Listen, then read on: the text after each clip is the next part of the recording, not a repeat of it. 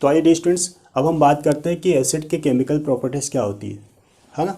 तो पहला यदि हम इसका जो गुण देखें रासायनिक गुण में, तो यदि हम रिएक्शन विथ मेटल, एसिड की क्रिया यदि हम मेटल के साथ करते हैं, ठीक है, एसिड की क्रिया मेटल के साथ करते हैं तो हमें लवण और हाइड्रोजन गैस प्राप्त होती है, ठीक है, लवण और हाइड्रोजन गैस प्राप्त होती है। तो यहाँ पर हमारे पास में सोडियम मेटल है और HCl एसिड है, तो इसकी क्रिया जब हम नहीं करें तो हमें यहाँ पर सोडियम क्लोराइड और हाइड्रोजन गैस प्राप्त होती है। तो यहाँ पर यदि वो आपसे क्वेश्चन ये पूछता है कि मेटल की क्रिया एसिड के साथ कराते हैं तो कौन सी गैस उत्पन्न होती है, राइट, क्वेश्चन देखना कौन सी गैस उत्पन्न होती है, तो आपको यहाँ बताना पड़ेगा हाइड्रोजन गैस उत्पन्न होती है, ठीक है। और वो कहता है रिएक्शन भी दीजिए, तो आप यहाँ पर या तो सोडियम के साथ रिएक्शन बता दीजिए या फिर कैल्शियम के साथ में रिएक्शन बता देना, ठीक, या मैग्नीशियम भी हो सकता है, लिथियम हो सकता है, ठीक है। तो हमें मेटल के साथ रिएक्शन जब भी करेंगे एसिड की तो हमें सॉल्ट मीन्स लवण और हाइड्रोजन गैस प्राप्त होगी, ओके, यस। दूसरी रिएक्शन हमें करानी है, reaction with metal carbonate and metal hydrogen carbonate, ठीक है। तो जब हम एसिड की क्रिया यदि हम कार्बोनेट के साथ कराते, धातु कार्बोनेट मीन्स सोडियम कार्बोनेट के साथ कराएंगे या फिर सोडियम हाइड्रोजन कार्बोनेट के साथ कराते हैं, तो दोनों ही कंडीशन में हमें लवण, जल और कार्बन डाइऑक्साइड गैस प्राप्त होगी, ठीक है।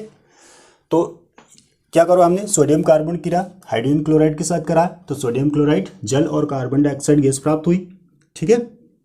उसी प्रकार सोडियम बाई कार्बोनेट या सोडियम हाइड्रोजन कार्बोनेट भी बोलते हैं इसको, है ना, इसकी क्रिया भी हम अम्ल के साथ कराते हैं, तो यहाँ पर भी हमें लवण मीन्स सोडियम क्लोराइड, जल H2O और कार्बन डाइऑक्साइड CO2 गैस प्राप्त होती है। तो यहाँ पर भी वो आपसे क्वेश्चन पूछ सकता है कि मतलब धातु कार्बोनेट की क्रिया जब हम एसिड के साथ कराते हैं तो कौन सी गैस प्राप्त होगी और इसकी रिएक्शन दीजिए।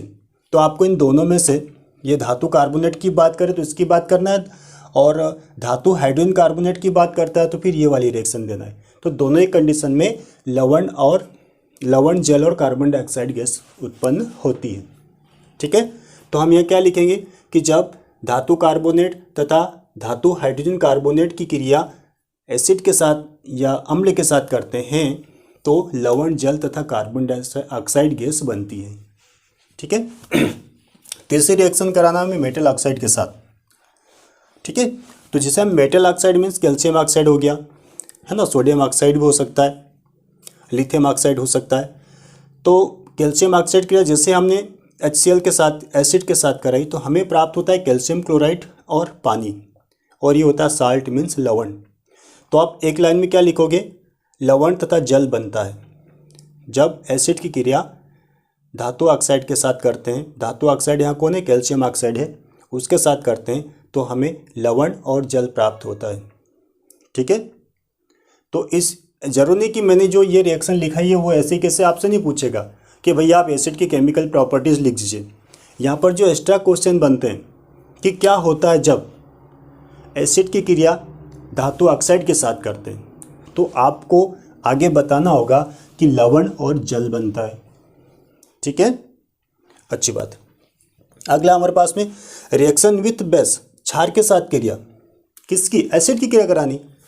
तो यहाँ पर भी आपको देखना है कि जब क्षार की क्रिया लवण के साथ करते हैं, अम्ल के साथ करते हैं, तो यहाँ पर भी लवण और जल बनता है, ठीक है। ये हो गया हमारे पास क्षार, ये हो गया हमारे पास अम्ल, और अम्ल और क्षार की क्रिया कराएंगे तो लवण और जल प्राप्त होता है, और इस क्रिया को हम उदासीनीकरण कहते हैं, उदासीनीकरण क्रिया कहते हैं। जब अम्ल और क्षार क्रिया कराते हैं तो ये दोनों एक दूसरे को उदासीन कर देते हैं और हमें क्या प्राप्त होता है, लवण और जल प्राप्त होता है, और इस क्रिया को हम बोलते हैं उदासीनीकरण। क्या बोलते हैं इसको, उदासीनीकरण, उदासीनीकरण क्रिया। तो ये आपको याद रखता है। क्या होता है जब आम्ल की क्रिया क्षार के साथ कराते हैं, तो आपको यही बताना है कि जब आम्ल की क्रिया क्षार के साथ कराते हैं तो हमें लवण और जल प्राप्त होता है, और इस क्रिया को हम बोलते हैं उदासीनीकरण क्रिया, ठीक है। तो स्टूडेंट्स, ये प्रॉपर्टीज़ केमिकल प्रॉपर्टीज़ हो जाएगी एसिड की, है ना, बहुत आसान है। वो क्वेश्चन कैसे पूछता है उसके हिसाब से आपको जवाब देना है, ठीक। आई होप, मैं उम्मीद करता हूँ आपको ये वीडियो समझ में आया होगा। और ये स्टूडेंट्स, आपने मेरे चैनल को लाइक, शेयर और सब्सक्राइब नहीं किया तो प्लीज़ कर लीजिएगा, क्योंकि आने वाले इस यूनिट के सारे इंपॉर्टेंट क्वेश्चन मैं आपके लिए लाने वाला हूँ। और यदि आपको कोई और भी क्लासेस के वीडियोस चाहिए साइंस 9 से 12 तक या केमिस्ट्री संबंधित, तो आप मुझे कमेंट्स में बता दें, मैं वो वीडियो बनाकर आपको उपलब्ध कराऊंगा।